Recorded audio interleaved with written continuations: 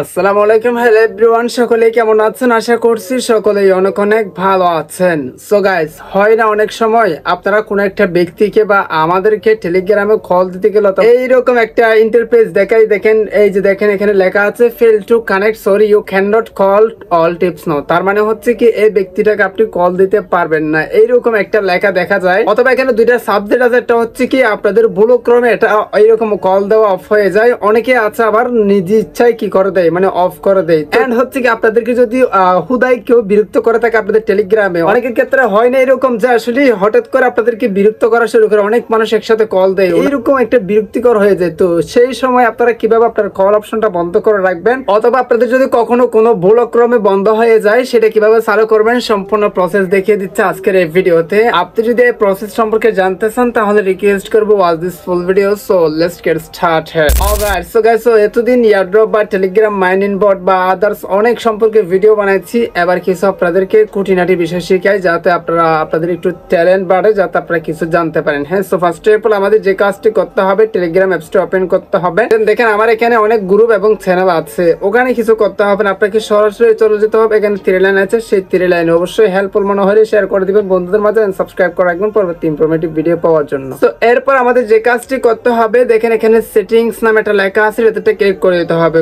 আমাদের সেটিংসে চলে যেতে হবে যাতে আমরা বিষয়টা খুঁজে বাহির করতে পারি অথবা সমস্যাটা যাতে সমাধান করতে পারি। তো এটা কিন্তু একটা প্যারা বিষয় হয়ে যায়, মানে অনেকের ক্ষেত্রে এটা প্যারা হয়ে যায়। পার্সোনালি আমাদের ক্ষেত্রে আমরা যদি এইরকম কল অপশনটা টেলিগ্রামে অন করি, ভাই 1 ঘন্টায় দেখবেন মানে 20-50টা কল একসাথে দেয়, একটার পর একটা এমন ভাবে কল দেয়, তারা আসলে মানে কি একদম বেশি যাচ্ছে। তো বিষয়টা তো বুঝতে পারছেন যারা এই জগতে আছেন বা ওই প্যারাতে আছেন। তো যে কাজটি করতে হবে, এই যে এখানে দেখেন প্রাইভেসি এন্ড সিকিউরিটি নামে একটা লেখা আছে, আপনারা যদি স্ক্রিনটা ভালোভাবে লক্ষ্য করেন তাহলে দেখতে পারতেছেন যেটার নাম হচ্ছে কি প্রাইভেসি এন্ড সিকিউরিটি। সো এইটাতে টাচ করে দিতে হবে। এখানে আপনাদের যে কাজটি করতে হবে, শুধু সিম্পল যে বিষয়টা সেটা আমি আপনাদেরকে দেখা দিচ্ছি, কিভাবে চালু করবেন কিভাবে বন্ধ করবেন। অবশ্যই আদার্স কোনো প্রবলেম পড়ে থাকলে বা কোনো প্রশ্ন থাকলে কমেন্টে জানান, নেক্সট ভিডিও আপনার কমেন্টের ভিত্তি করে নিয়ে আসবো। সো এখানে আপনাদের যে কাজটি করতে হবে, দেখেন কল লেখা আছে, এখানে অনেক কিছু লেখা আছে, কোথাও আপনাদের চোখ দেওয়ার দরকার নেই, শুধুমাত্র আপনারা কল অপশনটা দেখবেন। হচ্ছে কি দেখেন পাশে নো বোর্ডে লেখা আছে, এটাতে ক্লিক করে দিবেন। সো এখন এখানে 3টে অপশন দেওয়া আছে, একটা হচ্ছে কি মাই কন্ট্যাক্টস, আরেকটা হচ্ছে কি এভরিবডি, আরেকটা হচ্ছে কি নো বডি। 3টে